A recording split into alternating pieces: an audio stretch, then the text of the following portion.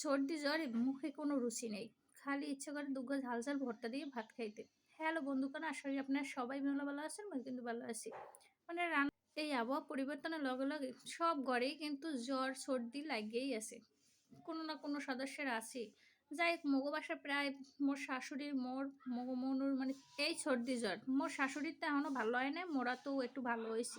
যাই হোক এই যে আজকে একটু ঝাল, ঝাল করে দুগো ভর্তা দিয়ে ভাত খাম। হেলেগে চিংড়ি মাছ টালতে আইছি। এটা কিন্তু ২ ধরনের চিংড়ি মাছ। মানে ওই ফ্রিজেও কাঁচাই-কোচাই কোনো কিছু নাই যে দুগ্গো ছিলে সেই দুগ্গোই কিন্তু এই টালতে আসি।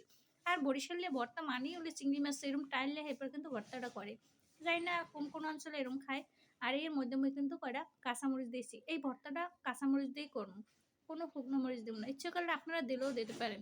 যাই হোক এই যে টালা চিংড়ি মাছের ভর্তা কিন্তু অন্যরকমই একটা স্বাদ। আমরা ছোটবেলা হইতে এরকম খাইছি। কারা, কারা এরকম টাইলে চিংড়ি ভর্তা খান অবশ্যই কমেন্টে কইবেন।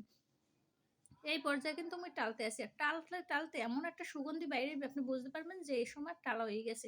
যাই হোক এই যে টালা-ঠালা হয়ে গেছে। চিংড়ি মাছ টালার সময় কিন্তু রসুন দিলে ভালো হইতে। যাই হোক মুই আর রসুনটা ওই সময় দিতে মন ছিলে না। পরে মুই কিন্তু একটু পুড়িয়ে লইছি। আর রসুন পোড়া হইতে বেশি একটা সময় লাগে না। মানে চুলার মধ্যে দিয়ে ২ টা লাড়াচাড়া দিয়ে উড়াইলেই কিন্তু সেদ্ধ হয়ে যায়। যাই হোক ওই যে রসুনটা সুন্দর করে সালাই-ঠালাই লইছি। এখন ওইয়ের মধ্যে মুই একটু লবণ দিয়ে দিতে আসি। আর দিমু নাহুল।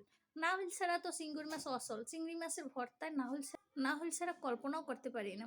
যাই হোক এই যে এখন সুন্দর করে অল্প, অল্প করে বাটতে আসি। পাড়া পুতায় বাটার স্বাদ তো অন্যরকমই।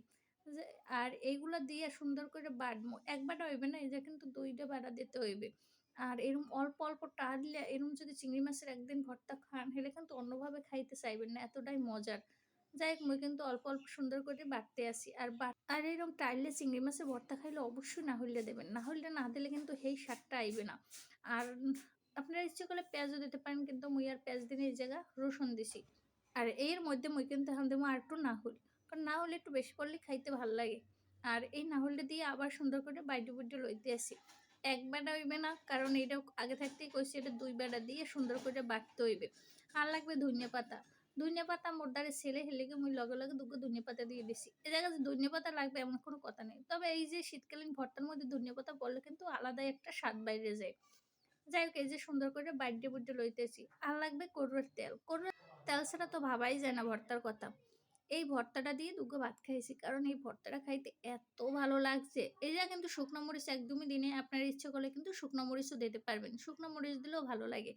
চিংড়ি মাছ টালার সময় ওই সময় কিন্তু মুই কাঁচামরিচ টাইলে লইছি। এই স্বাদ কিন্তু আবার একটা আলাদা।